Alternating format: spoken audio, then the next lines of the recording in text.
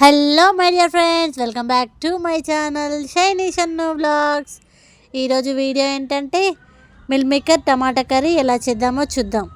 రైస్లోకి అయితే చాలా బాగుంటుంది, చపాతీలో కూడా ఇలా చేసుకుంటే చాలా బాగుంటుందండి. ఒకసారి మీరు కూడా ట్రై చేయండి, చాలా సింపుల్ అండి. నేనైతే ఇలా ముందుగా మిల్ మేకర్స్ తీసుకున్నానండి. ఒక కప్పడు మిల్ మేకర్స్ తీసుకున్న తర్వాత ఆనియన్, టమాటా, కరివేపాకు కట్ చేసి పెట్టుకున్నాను. ఆ తర్వాత వాటర్ వేడి చేసుకొని ఆ వాటర్లో ఈ మిల్ మేకర్స్ వేసుకోవాలి.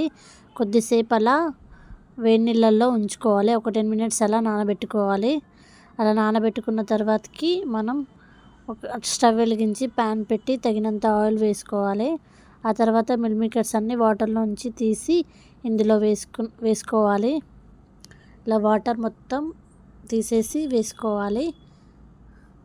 అలా వేసుకోవాలి, మొత్తం స్మెల్ రాకుండా ఉంటుంది. ఆ తర్వాత ఆ మిల్ మేకర్స్ అన్నీ వేసుకొని ఆయిల్లో డీప్ ఫ్రై చేసుకోవాలి. రెడ్గా అయ్యే వరకు డీప్ ఫ్రై చేసుకోవాలి.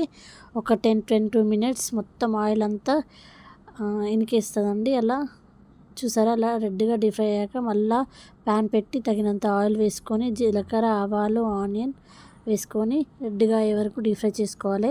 కొంచెం కరివేపాకు వేసుకొని కలుపుకోవాలి. ఆ తర్వాత అల్లం పేస్ట్ వేసుకొని మొత్తం రెడ్గా అయ్యే వరకు డీప్ ఫ్రై చేసుకొని కొంచెం పసుపు వేసుకొని కలుపుకోవాలి. ఆ తర్వాత కొంచెం సాల్ట్ వేసుకోవాలి, ఎందుకంటే ఆనియన్ అనేది మాడిపోకుండా వేసుకోవాలి. ఆ తర్వాత టమాటా వేసుకొని గ్యాస్ అనేది స్లిమ్గా పెట్టుకొని డీప్ ఫ్రై చేసుకోవాలి. మూత పెట్టి ఒక 10-20 మినిట్స్ ఉంచుకోవాలి. చూసారా టమాటా ఎలా మగ్గిందో, అలా మెత్తగా మగ్గాక మనం ముందుగా డీప్ ఫ్రై చేసుకున్న మిల్ మేకర్స్ వేసుకోవాలి. ఇలా మిల్ మేకర్స్ వేసుకొని మొత్తం కలుపుకోవాలి. చూసారా, మొత్తం ఇలా అడగంటకుండా ఇలా గ్యాస్ అనేది స్లిమ్గా పెట్టి కలుపుకోవాలి. ఆ తర్వాత మనం తగినంత కారం వేసుకోవాలి. నేనైతే కొంచెం కారం ఎక్కువనే వేసాను. ఆ తర్వాత సాల్ట్, కొంచెం ధనియాల పొడి వేసుకొని మొత్తం కలుపుకోవాలి. అడగంటకుండా చూసుకోవాలి. గ్యాస్ అనేది స్లిమ్గా పెట్టుకొని కలుపుకోవాలి. ఆ తర్వాత కొంచెం వాటర్ పోసుకొని కలుపుకొని మూత పెట్టుకోవాలి. ఒక 10-20 మినిట్స్ అలా మనం డీప్ ఫ్రై చేసుకోవాలి. అలా అయితే మన గ్రేవీ అనేది మిల్ మేకర్స్ మొత్తం ఇలా పట్టుకుంటుంది. చూసారా, ఒక 10 మినిట్స్ తర్వాత గ్రేవీ అనేది ఇలా పైకి వచ్చింది. చూసారా, చాలా బాగుంటుందండి.